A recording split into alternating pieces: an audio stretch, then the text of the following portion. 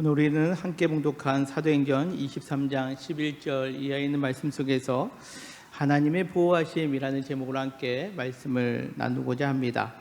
우리는 지난 시간에 사도행전 23장 10절까지의 말씀 속에서 사도 바울을 신문하고 재판하기에 모였던 사내들인 공회 가운데 사두개인과 바리새인들 사이에 분쟁이 일어나게 된 것을 살펴보았습니다. 그로 인하여 서로 바울을 중간에 놓고 잡아당기자 바울이 찢겨질 위험에 처하게 되었죠. 그래서 지난 시간에 살펴봤던 10절에 있는 말씀처럼 그곳에 큰 분쟁이 생기니 천부장은 바울을 그들에게서 찢겨질까 하여 구인을 명하여 내려가 무리 가운데서 빼앗아 가지고 영내로 들어갔다라고 그렇게 함께 말씀을 살펴보았습니다. 특별히 여기 천부장이 바울을 무리 가운데서 빼앗아 가졌다라고 할 때 이 단어가 하르파조라는 단어를 쓰고 있다라고 말씀을 드렸죠.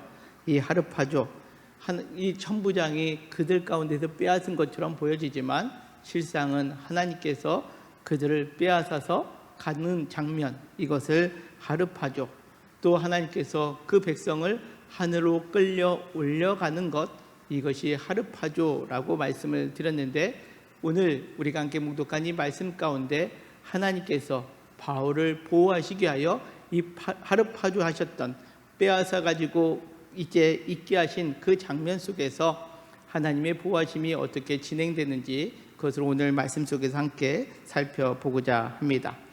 먼저 오늘 함께 봉독한 11절은 이렇게 시작합니다. 그날 밤에 주께서 바울 곁에 서셨다라고 그렇게 기록하고 있죠. 지금 이 시간적으로 밤을 의미합니다. 이 밤이라고 번역된 헬라어는 문자적으로는 시간적으로 밤, 한밤중을 의미하고요. 또 은유적으로는 그 밤이라는 시간을 대신하여 흑암, 어둠, 막막함을 의미하는 그러한 단어로 쓰여지기도 합니다. 어찌 보면 지금 바울의 상황은 어떻습니까? 찢겨질까 하여 로마 군인에 의해서 그곳에서 빠져나오긴 했지만 여전히 암울한 상황 가운데 있는 것, 이것이 지금 바울의 상태입니다. 여전히 그의 앞날은 어둡고 캄캄합니다. 왜 이런 일이 일어나고 있는지 도무지 알 수 없는 그러한 상황 가운데 놓여 있는 것, 이것이 그날 밤에 있는 바울의 형편과 처지였다라는 거죠.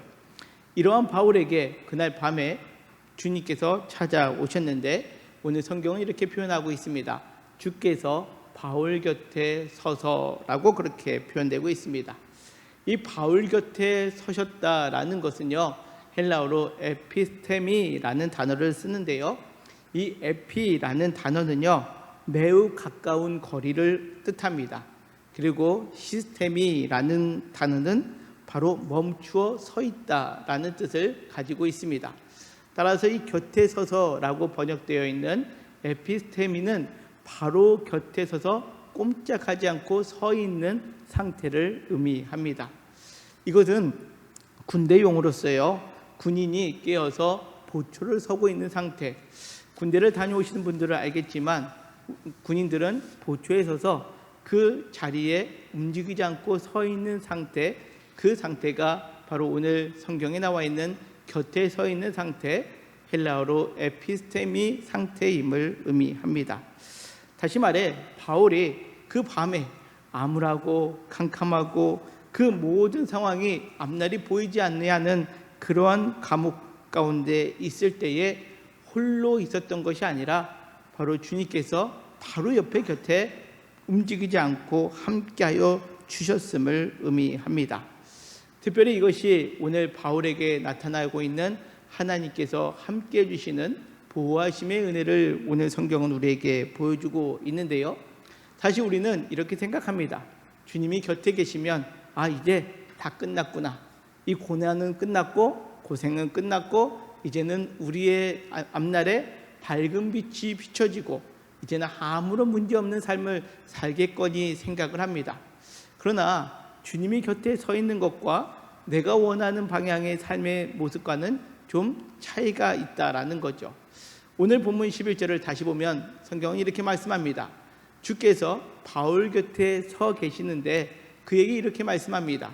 담대하라. 내가 예루살렘에서 나의 일을 증언한 것 같이 로마에서도 증언하여야 하리라 하시니라 라고 그렇게 말씀합니다.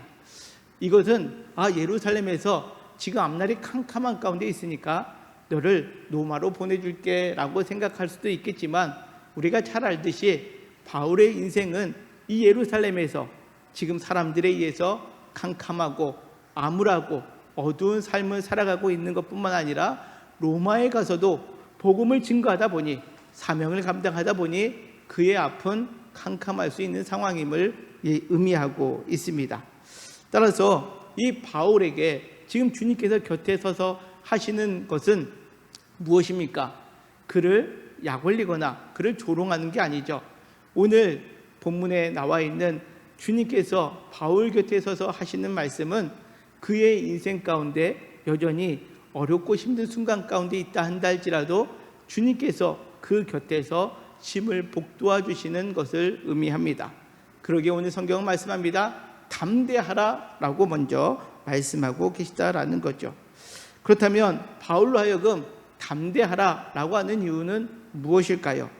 사실 우리의 삶 속에서 바울처럼 어렵고 힘든 가운데 있을 때 누군가 옆에서 담대해 라는 이 한마디로 여러분들 힘을 얻겠습니까? 사실 그러지 못할 때가 우리는 많이 있습니다. 그렇다면 오늘 11절에 나와 있는 이 한밤중에 있는 바울에게 주님께서 곁에 서서 담대하라 라고 말씀하시는 그 내용은 어떠한 의미를 가지고 있을까요? 사실 우리의 인생은 지난 시간에 살펴본 것처럼 여전히 주님의 속량함을 받은 사람들임에도 불구하고 방황하며 주리며 목마름 가운데 거할 수밖에 없는 존재임을 우리는 말씀 속에서 살펴보았습니다. 이것은 예수님을 믿는 사람들이나 그렇지 않는 사람들이나 모두 동일하게 우리의 인간이라는 인생을 살아가는 동안에 우리는 방황할 수밖에 없고 줄이고 목마를 수밖에 없고 더 나아가 죽음을 맞이할 수밖에 없는 존재다라는 거죠. 세상 사람들처럼 어차피 죽을 수밖에 없는 존재인데 하나님이 우리 곁에 서서 보호하여 주신다라는 것은 그러면 어떠한 의미를 말하고 있을까요? 여기서 말하는 담대하라라는 의미는 어떠한 의미를 가지고 있느냐? 바로 갓난아이가 가장 평안함을 차지하고 있는 자리는 어디입니까? 엄마의 품 아니겠습니까? 그가 가장 어린 아기가 가장 안전하게 거하고 있는 것은 유모차가 아닙니다. 자신의 요람이 아닙니다. 밖은 시끄럽고 혼란스럽다 한다 할지라도 그 아기를 품에 안고 있으면 그 아기는 엄마의 품속에서 곤히 잠들 수 있는 것처럼 오늘 주님께서 말씀하시고 있는 장면이 바로 이와 같다라는 거죠. 어렵고 힘든 인생을 살아가는 우리에게 주님께서 곁에 서 계시다라는 것 그 자체만으로 우리에게는 주님께서 보호하여 주시는 은혜임을 오늘 성경은 우리에게 말씀하고 있습니다. 사랑하는 성도 여러분, 우리가 하나님의 보호하신 가운데 거하고 있다라는 것을 우리가 경험하기 원한다면 우리는 오늘 이 말씀을 기억해야 됩니다. 하나님이 나와 함께 계심으로 인하여 하나님이 나의 마음 가운데 가장 평안함을 주시고 담대함을 주시는 과정 가운데 있음을 믿음으로 고백할 수 있는 저와 우리 모두가 되시기를 주님의 이름으로 간절히 소망합니다. 제가 좋아하는 시편 말씀 중에 시편 121편은 이렇게 말씀합니다. 내가 산을 향하여 눈을 들리라. 나의 도움이 어디서 올까? 나의 도움은 천지를 지으신 여호와에게서로다 라고 그렇게 말씀합니다. 이 내가 산을 향하여 눈을 들리라 라고 할 때 이 산은 무엇을 의미하느냐? 두 가지로 생각을 합니다. 산은 시온 산을 의미한다라고 생각합니다. 주님이 계시는 하나님이 계시는 곳을 향하여 눈을 들었더니 나의 도움은 천지를 지으신 여호와에게서로다 라고 그렇게 고백한다라는 거죠. 그러나 또 다른 시각에서 이 시편 기자가 내가 산을 향하여 눈을 든다라는 표현은 또 다른 의미가 있습니다. 당시 이스라엘 땅에는 산들마다 산당이 있었습니다. 각자가 원하는 신들을 모시는 산당이 있었죠. 그래서 그 이스라엘 백성이 산을 향하여 눈을 듭니다. 이것은 다시금 이야기하자면 내가 원하는, 내가 만족스러워하는 그러한 신을 찾아 그 산당을 향하여 눈을 들 때 나의 도움이 어디서 올까 보면 그 신들이 아니라, 내가 만족스러워하는 것이 아니라 나의 도움은 천지를 지으신 유일하신 하나님이십니다 라는 고백이 됨을 우리는 그렇게 해석할 수 있다는 거죠. 그러기에 시편 이어지는 121편 7절은 이렇게 말씀합니다. 여호와께서 너를 지켜 모든 환난을 면하게 하시며 또 내 영혼을 지켜주신다 라고 그렇게 성경은 말씀합니다. 여기서 너를 지켜 모든 환난을 면하게 하신다라는 이 부분을 우리는 이렇게 생각하죠. 그러면 세상의 신이 아닌, 세상의 만족스러운 것이 아닌 하나님께 우리의 시선을 고정하면 어떠한 환난과 문제가 일어나지 않도록 하나님께서 미리미리 막아주시는구나 라고 그렇게 생각할 수 있습니다. 물론 그렇게 생각할 수도 있지만, 그러나 원어적인 뜻으로 이 121편 7절에 있는 말씀을 보면 우리도 이 땅에서 세상 사람들과 동일하게 고난과 고통과 막막함의 순간이 찾아온다라는 거죠. 그 재난 가운데 우리 곁에 항상 계시는 주님께서 그 환난 속에서 그 환난을 우리의 마음의 상태에서 면하게 하여 주시고, 가장 중요한 것이 무엇이냐? 우리의 영혼을 지켜주심을 성경은 우리에게 말씀합니다. 우리의 영혼을 지켜주시는데 그 시간은 어떻게 지켜주시느냐? 8절은 이렇게 말씀합니다. 여호와께서 너의 출입을 지금부터 영원까지 지키시리로다 라고 그렇게 약속하고 있습니다. 이것은 무엇을 의미합니까? 주님께 우리의 마음을 모아 함께 하여 주심을 고백할 때에 때로는 역경, 고난, 수고가 있다 한다 할지라도 하나님은 우리의 영혼을 지켜주시는데 끝까지 영원토록 우리를 지켜주신다라고 약속하고 있다라는 거죠. 오늘 우리 곁에 계시는 주님이 우리의 영혼을 끝까지 지켜주시는 그러한 은혜의 주님이심을 오늘 믿음으로 고백하는 저와 우리 모두가 되시기를 주님의 이름으로 간절히 소망합니다. 자, 그렇다면 그 곁에 서 계신, 그 바울 곁에 계시는 주님께서 바울을 어떻게 보호하고 계시는가? 오늘 사도행전 23장 12절은 이렇게 말씀합니다. 날이 새니 유대인들이 당을 지어 맹세하되 바울을 죽이기 전에는 먹지도 아니하고 마시지도 아니하겠다고 하는 이같이 동맹한 자가 40여 명이나 있었다라고 그렇게 표현하고 있습니다. 이제 유대인들 가운데 바울을 죽이려고 아주 노골적으로 음모를 꾸미고 있는 사람들이 생겨나게 됩니다. 바울을 죽이기 전에는 먹지도 마시지도 아니하겠다고 한 사람이 무려 40여 명이나 있었다라는 거죠. 한 명만이라도 나를 죽이려고 덤빈다면 그것만큼 곤욕스러운 삶이 어디 있겠습니까? 근데 지금 바울에게는 오히려 주님이 그 밤에 곁에 서 계시는데 날이 새었을 때 그 40명이 사라진 것이 아니라 오히려 뭐라고요? 당을 지어 맹세하고 있습니다. 주님께서 분명히 곁에 서서 그에게 담대하라 했는데 그래 문제가 사라져야죠. 그러나 오히려 성경은 그 이어지는 날이 샜을 때에 바울을 위협하는 사람들이 40여 명이나 이제는 당을 지어서 맹세하며 바울을 죽이고자 했다라는 거죠. 그러면서 그들은 구체적으로 더욱더 치밀하게 바울을 죽일 계획을 세우는데요. 이어지는 14절부터 이렇게 말씀합니다. 대제사장들과 장로들에게 가서 말하되 우리가 바울을 죽이기 전에는 아무것도 먹지 않기로 굳게 맹세하였으니 이제 너희는, 즉 대제사장과 장로들은 이 사실을 더 자세히 물어보려는 척, 그러니까 천부장에게 바울에 대하여 더 자세히 알아보는 척하면서 바울을 이 공회로 데리고 나오게 하면 그때에 우리가 그 바울 가까이 가서 바울을 죽이기로 준비하였다라고 치밀한 계획을 세워 대제사장과 장로들에게 말하게 됩니다. 이 계획대로 한다면 바울은 꼼짝없이 죽게 되는 상황을 겪게 되는 거죠. 이러한 상황 가운데 오늘 하나님은 바울을 어떻게 보호하고 계십니까? 이어지는 16절에 보면 이렇게 성경은 말씀합니다. 바울의 생질이 그들이 매복하여 있다함을 듣고 와서 영내에 들어가 바울에게 알린지라라고 그렇게 말씀합니다. 자, 성경에 보면 바울 개인의 가족에 대한 언급은 기록되어 있지 않았습니다. 하지만 오늘 본문에 보니 갑작스럽게 바울의 생질, 즉 조카가 등장을 합니다. 이 조카는 어떠한 사람이었는지 그 이름도 나와 있지 않습니다. 그리고 그가 어떻게 그 40여 명의 맹세한 사람들이 세운 계획을 어떻게 알게 되었는지는 알지 못하지만 그것을 알게 되었고 그것을 이제 영내로 들어가서 바울에게 알려주게 되었다라는 거죠. 사실 우리가 사도행전 말씀을 보다 보면 이와 비슷한 상황들이 있습니다.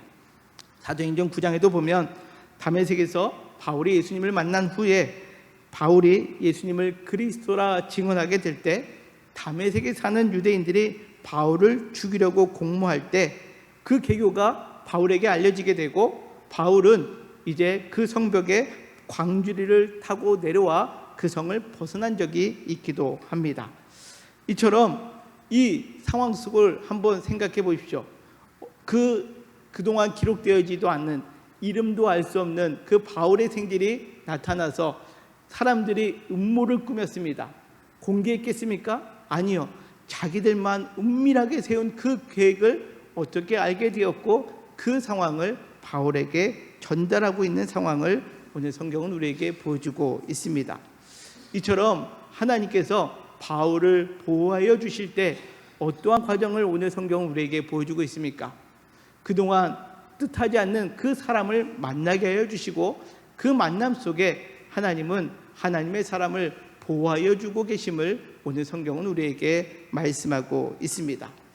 이와 같이 하나님과 함께하는 사람을 하나님이 보호하여 주시는 것을 우리는 바울뿐만 아니라 성경에서 또 찾아볼 수 있습니다. 대표적인 사람이 창세기에 나와 있는 요셉입니다. 요셉은 형들의 미움을 받아 애굽으로 종으로 팔려가게 되죠. 그때 처음 만난 사람이 그의 주인 보디발이었습니다. 보디발과 요셉의 관계는 주인과 종의 관계죠. 또 보디발의 아내의 유혹을 뿌리치자 누명을 받고 그는 감옥을 가게 됩니다. 감옥에서 또 간수장을 만나게 됩니다. 근데 그 간수장과 요셉은 어떠한 관계입니까? 말 그대로 간수장과 또 죄인으로서 함께 있게 되죠. 그러나 하나님께서 그 요셉을 보호하여 주실 때 보디발로 하여금 그 요셉이 인정받게 되고 간수장으로 하여금 인정받게 되는 과정을 성경은 우리에게 말씀합니다. 그 과정 가운데 중요한 단어가 있는데요. 그것이 바로 창세기 39장 3절은 이렇게 말씀합니다. 우리 같이 한번 읽겠습니다. 시작. 그의 주인이 여호와께서 그와 함께 하심을 보며. 아멘. 그렇습니다.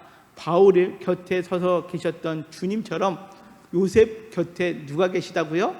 하나님이 함께 계심을 그가 보았을 때에 바로 그 주인 보디발이 그 요셉을 가정의 총무로 삼게 되고 모든 것들을 맡기는 관계가 되었다라는 겁니다. 뿐만 아니라 창세기 39장 23절에서도 동일한 말씀이 있습니다. 같이 읽겠습니다. 시작. 간수장은 그의 손에 맡긴 것을 무엇이든지 살펴보지 아니하였으니 이는 여호와께서 요셉과 함께 하심이라. 아멘. 그렇습니다. 하나님이 함께 하신다라는 것을 우리가 믿음으로 고백하고 또 삶 속에 드러나는 사람은 이처럼 하나님께서 그 만남 가운데 하나님의 보호하심을 경험할 수 있도록 인도하고 계심을 오늘 성경은 우리에게 말씀하고 있습니다. 사랑하는 성도 여러분, 우리의 삶을 한번 뒤돌아보실 때에 절망 가운데 있을 때 내가 하나님으로부터 내가 하나님 나와 함께 계심을 믿고 고백하며 나아갈 때에 하나님은 그 믿음 속에 우리에게 만남의 복을 주셔서 그 가운데 하나님은 우리를 보호하고 지켜주시는 은혜를 우리는 경험해 본 적 있지 않으십니까?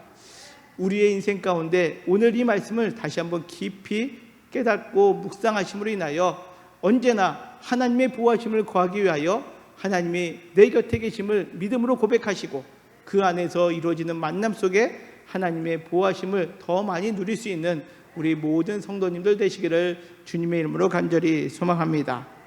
뿐만 아니라 오늘 말씀에 보면 그 바울의 생질 즉 조카를 통해서 전달된 이 악한 이들의 계획들은 이제 천부장에게 전달이 되죠. 그때 천부장이 이렇게 계획을 세웁니다. 사도행전 23장 23절에 있는 말씀입니다. 같이 한번 읽겠습니다. 시작. 백부장 둘을 불러 이르되 밤 제3시에 가이사라까지 갈 보병 200명과 기병 70명과 창병 200명을 준비하라 하고. 아멘. 자, 오늘 이 상황을 천부장에게 보고하였을 때에 천부장이 행한 것은 백부장을 불러서 이제 가이사라까지 바울을 호위하게 됩니다. 보병 200명, 기병 70명, 창병 200명이다라고 그렇게 표현하고 있습니다. 제3시는 오늘 시간으로 밤 9시를 의미합니다. 아무도 모르게 바울을 예루살렘에서 총독 벨릭스가 있는 가이사라로 이동하는데 모두 470명이나 되는 인원을 호위하게끔 만들었다라는 거죠. 역사적 기록에 의하면 예루살렘에 주둔하고 있었던 로마 군인은 대략 600에서 700명가량 됐다고 합니다. 여러분들, 그 인원이 이제 그 인원 중에 470명이 누구를 위해서? 바울을 위해서 지금 가이사라로 이동하는 상황이 되었다라는 겁니다. 여러분들, 우리가 지난 시간에도 살펴보았지만 천부장과 바울의 관계는 어떠했습니까? 천부장이 바울을 그 죄를 묻지도 않고 로마 시민임에도 불구하고 재판을 거치지 않고 채찍질하려 했을 때 바울로 하여금 네가 법정에 세우지도 않고 로마 사람이 나를 치려하느냐라는 이야기를 들었을 때 백부장과 천부장이 깜짝 놀랐던 장면 여러분들 기억하시죠? 그것이 나중에 이 바울에 의해서 위로 올라가 고소가 된다면 자신의 위치는 매우 위태한 상황 가운데 걸 수밖에 없습니다. 그런데 이 천부장은 그 유대인들의 공문을 듣게 되었을 때에 어떠할까요? 자신은 가만히 있어도 자신과 껄끄러웠던 바울을 죽일 수 있는 절호의 찬스다라고 생각할 수 있는 것 아니겠습니까? 그런데 오히려 지금 천부장은 그 바울을 보호하기 위하여 로마 군인 470명이나 대동해서 가이사라로 이동하고 있는 상황을 지금 만들어가고 있다라는 거죠. 여러분들, 이것이 세상의 시각에서 말이 되는 이야기일까요? 우리가 성경에 볼 때는 그럴 수도 있겠거니 생각하지만 사실 세상의 시각으로 세상의 이치대로 한다면 천부장이 자신의 군대를 반 이상이나 띄어서 이 바울을 호송하는 데 보낸다는 것뿐만 아니라 자신과 껄끄러울 관계가 있을 바울을 위해서 이와 같은 행동을 한다는 것은 도무지 납득이 되지 아니하는 상황이었다라는 겁니다. 오늘 성경은 이것을 말하고 있습니다. 우리가 하나님이 보호하신 가운데 거한다라는 것은 다른 것에 있지 않습니다. 어느 날 환상 가운데 하나님이 큰 일을 보여주신 것도 되지만 뜻하지 않는 인물로 통해서 또 뜻하지 않는 세상의 방법이 아닌 하나님께서 놀랍게 역사해 주실 때에 우리가 기대하지도 않는 상황 가운데 하나님은 일하시는 분이심을 오늘 성경은 우리에게 말씀하고 있다라는 거죠. 자, 이 성경의 말씀에 또 우리가 다니엘의 모습을 한번 살펴볼 필요가 있는데요. 다니엘은 바벨론 포로로 끌려가게 됩니다. 다니엘은 그러나 그곳에서 하나님의 백성으로 그 왕의 진미를 먹는 것이 자신을 더럽힌다라고 생각했기 때문에 왕이 베푸는 음식과 그가 마시는 포도주를 그가 대하지 않으려고 합니다. 그때에 다니엘의 그 마음을 품고 있을 때에 성경은 이렇게 말씀합니다. 다니엘 1장 9절에 있는 말씀인데요. 하나님이 다니엘로 하여금 환관장에게 은혜와 긍휼을 얻게 하셨다라는 거죠. 여러분들, 다니엘과 환관장의 그 관계는 환관장, 포로된 자들을 관리하는 입장입니다. 근데 그 포로로 끌려온 다니엘에게 이 환관장이 은혜와 긍휼을 베풀게 되었다라는 거죠. 어떤 상황 가운데 그 은혜와 긍휼을 베풀었느냐? 이어지는 10절은 이렇게 말씀합니다. 환관장이 다니엘에게 이르되 내가 내 주 왕을 두려워하노라. 그가 너희 먹을 것과 너희 마실 것을 지정하였거늘 너희의 얼굴이 초췌하여 같은 또래의 소년들만 못한 것을 그가 보게 될 것이 무엇이냐? 그렇게 되면 너희 때문에 내 머리가 왕 앞에 위태롭게 되리라 하니라 라고 그렇게 말합니다. 환관장의 입장에서는 이 다니엘의 요구를 들어줄 필요가 없습니다. 왜요? 그렇게 들어주려면 왕을 두려워하고 혹 그 다니엘의 표정이나 모습이 초췌하게 되면 왕으로부터 자신의 머리가 위태롭다, 즉 처벌받을 수 있다라는 위기감에 놓여 있음에도 불구하고 이 환관장은 어떻게 해요? 다니엘의 의견을 들어주게 됩니다. 그래서 자신을 더럽히지 않도록 그렇게 이끌 수 있도록 도와주었다라는 것을 성경은 말씀합니다. 무엇을 의미합니까? 이처럼 하나님께서는 세상의 시각으로, 세상의 이치로 도무지 이해할 수 없는 것들도 때로는 하나님께서 역사하여 주시면 은혜와 긍휼 안에 머물게 될 때에 그 하나님께서 우리를 보호해 주시는 일들을 이루어가고 계심을 오늘 성경은 우리에게 말씀하고 있습니다. 사랑하는 성도 여러분, 하나님은 우리가 생각하지 못한 방법으로 우리를 지켜주심을 믿으시기를 바랍니다. 그렇습니다. 하나님은 우리가 인생을 살아가는 매 순간순간마다 보호하여 주신다라고 약속하고 있습니다. 그 보호하심은 문제에서, 어렵고 힘든 상황 속에서 탈출만을 의미하지 않습니다. 때로는 바울처럼 막막한 순간, 깜깜한 순간, 낙심되는 순간, 암울한 순간을 만날 때가 있습니다. 왜 그렇습니까? 우리의 인간의 삶이 본디 그렇습니다. 우리 인간은 하나님으로부터 떠난 존재가 되었기에 이제 이 땅의 죄로 인하여, 하나님을 떠난 죄로 인하여 모든 인생은 방황하고 줄이고 목말라하고 죽음을 기다릴 수밖에 없는 존재들이다라는 거죠. 그것은 지난주의 말씀처럼 여호와의 속량을 받은, 구속함을 받은 자들도 그와 같은 삶을 살아가는 것은 매 마찬가지다라는 것을 의미합니다. 우리 삶도 그렇지 않습니까? 우리가 예수님을 믿어도 문제가 있잖아요. 예수님을 믿고 삶을 살아가도 실패하잖아요. 좌절하잖아요. 절망하잖아요. 방황하고 줄이고 목말라하고 때때로는 죽음을 두려워하는 삶을 살아가고 있지 않습니까? 그때에 하나님을 믿는 우리에게 이와 같은 깜깜한 인생 가운데 막막한 삶 속에서 우리는 이 어렵고 힘든 상황을 어떻게 받아들이고 하나님과의 관계 속에서 우리는 어떻게 도움을 구해야 하는 것일까요? 바로 오늘 성경은 이렇게 말씀하는 겁니다. 하나님이 언제나 내 곁에 서 계신다는 것을 믿음으로 고백하는 자를 하나님이 끝까지 보호하여 주신다라는 것을 성경은 말씀하고 있습니다. 사랑하는 성도 여러분, 어렵고 힘든 순간이 있다 한다 할지라도 하나님이 내 곁에 떠나신 것이 아니라 하나님은 언제나 내 곁에 계심을 믿음으로 고백하는 우리 영통교회 모든 성도님들 되시기를 주님의 이름으로 간절히 소망합니다. 하나님이 언제나 우리 곁에 계십니다. 바울 곁에 계신 것처럼, 또 요셉과 함께하여 주신 것처럼 우리 곁에도 함께하여 주십니다. 왜 그렇습니까? 바로 마태복음 28장 20절에 있는 말씀처럼 주님께서 하늘로 올라가실 때 우리에게 약속해 주셨기 때문에 그렇습니다. 내가 너에게 분부한 모든 것을 가르쳐 지키게 하라. 볼지어다. 같이 읽겠습니다. 시작. 내가 세상 끝날까지 너희와 항상 함께 있으리라 하시니라. 아멘. 믿으십니까? 주님의 마지막 이 약속의 말씀을 우리가 날마다 믿음으로 고백하시기를 바랍니다.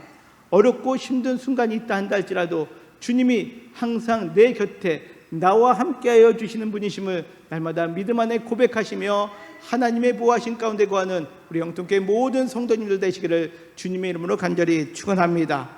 뿐만 아니라 우리는 그 하나님이 곁에 계셨을 때에 알 수 없는 만남을 통해서 하나님은 우리를 보호하여 주신다라는 겁니다.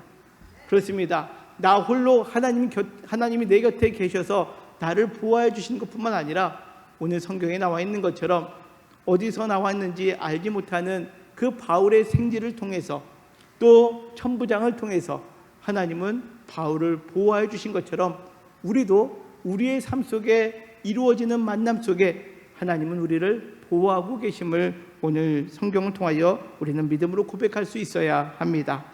사랑하는 성도 여러분, 우리의 삶 속에 홀로 그 무거운 짐을 질고 가는 것처럼 힘들어하거나 낙심되는 것이 아니라 하나님이 항상 내 곁에 계시다라고 믿고 살아간다면 또 우리 안에 만나게 해주시는 믿음의 공동체 안에서 또 우리의 삶의 자리에서 만남 속에 하나님이 나를 보호해 주실 것이라는 믿음의 확신을 갖고 삶을 살아가는 우리 모든 성도님들 되시기를 주님의 이름으로 간절히 소망합니다.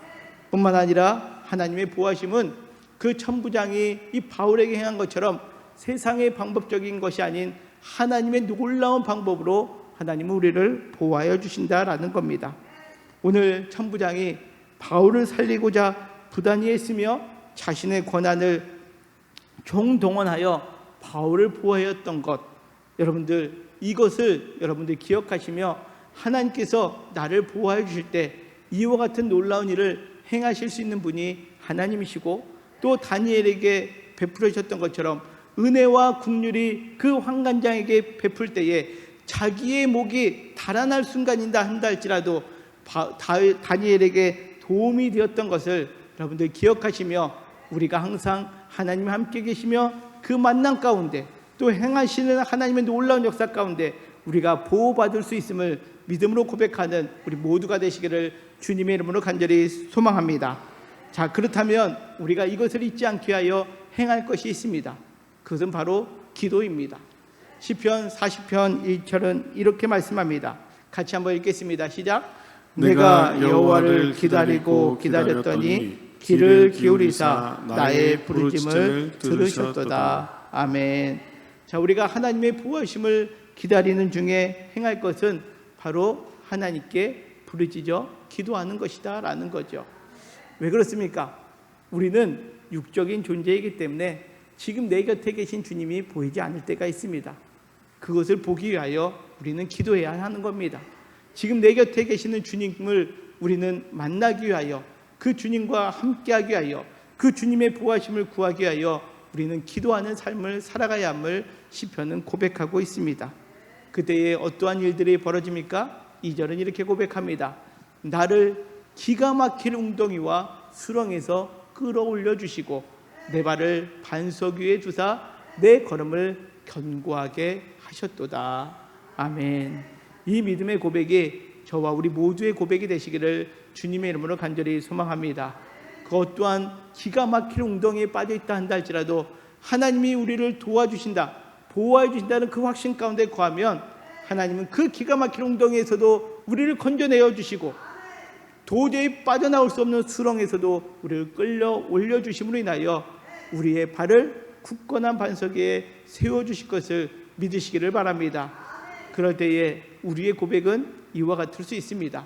히브리서 13장 6절의 고백인데요, 우리 같이 한번 읽겠습니다. 시작. 그러므로 우리가 담대히 말하되 주는 나를 돕는 이시니 내가 무서워하지 아니하겠노라. 사람이 내게 어찌하리요 하노라. 아멘. 그렇습니다. 주님이 나를 돕는 분이 되시니 내가 이제는 더 이상 무서워하지 않는다라는 거죠. 심지어는 우리는 죽음도 무서워하지 않고 그 죽음의 순간 속에서도 영원히 우리의 영혼을 지켜주실 시편 121편에 있는 말씀처럼 우리는 그 어떤 것도 두려워하지 아니하는 그 영원토록 우리를 지켜주시는 하나님으로 인하여 보호받는 삶이 됨을 여러분들 기억하시기를 바랍니다. 우리는 한 치 앞도 알 수 없는 인생을 살아가고 있습니다. 우리의 삶 속은 때때로 바울처럼 캄캄하고 어둡고 암울한 인생을 살아갈 수밖에 없는 존재입니다. 그러나 오늘 말씀을 기억하며 그와 같은 낙심의 순간이 있다 한다 할지라도 하나님의 보호하심 가운데 내가 있음을 믿음으로 고백하시고 그래야 오늘 11절 말씀처럼 내게 맡겨주신 그 사명을 끝까지 감당하는데 하나님이 힘주시고 하나님의 보호하심 가운데 머물 수 있는 우리 영통교회 모든 성도님들 되시기를 주님의 이름으로 간절히 축원합니다.